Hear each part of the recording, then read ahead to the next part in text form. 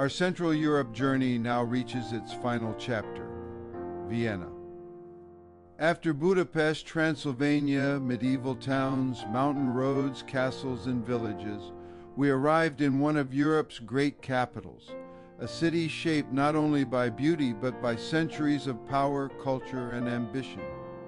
Vienna was the heart of the Habsburg Empire, one of the most influential dynasties in European history.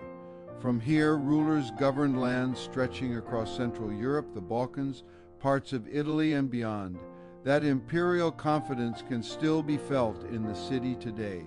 Wide boulevards, grand facades, monumental squares, palaces designed to impress both citizens and rivals.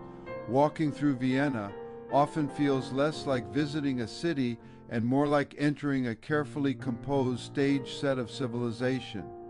The historic center is filled with architectural masterpieces. Baroque churches rise above elegant streets. Classical facades line avenues built for ceremony and prestige. Domes, statues, arcades, and courtyards appear one after another. Few capitals preserve such visual unity. At the center stands St. Stephen's Cathedral, whose Gothic tower has watched over Vienna for centuries. Nearby streets lead into a world of cafés, pastry shops, bookstores, and old establishments where conversation once flowed for hours. Vienna's cafe culture became famous not simply for coffee, but for ideas. Writers, musicians, philosophers, and political thinkers gathered in these rooms, helping shape modern European thought. This was also one of the great cities of music. Mozart, Beethoven, Schubert, Brahms, Mahler, and many others worked here. Concert halls, opera houses, and salons made Vienna synonymous with artistic excellence. Even now, music seems part of the city's identity. But Vienna is not only about the past, it is also a highly livable modern capital, orderly, efficient, green, and comfortable. Parks and gardens soften the monumental architecture. Public transport moves quietly and effectively. Daily life continues naturally among buildings created for emperors. After the winding lanes of medieval Transylvania, Vienna feels expansive. After mountain roads and fortified churches, it feels cosmopolitan.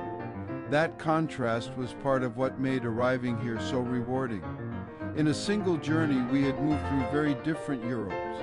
Ottoman frontiers, Saxon towns, Romanian monasteries, royal castles, and now Imperial Vienna. The city also reminds visitors that Central Europe has never been simple. Languages, religions, ethnic groups, and empires overlapped here for centuries. Vienna stood at the center of many of those intersections. As evening falls, the city becomes even more elegant. Streetlights reflect on stone facades. Trams glide past historic buildings. Church towers darken against the sky. People fill restaurants and cafes.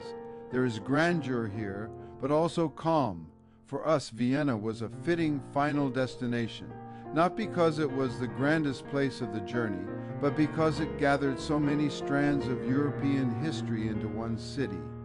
Power and art, tradition and modernity, order and beauty, and after weeks of travel, it offered a final reminder of why Europe remains endlessly rewarding to explore.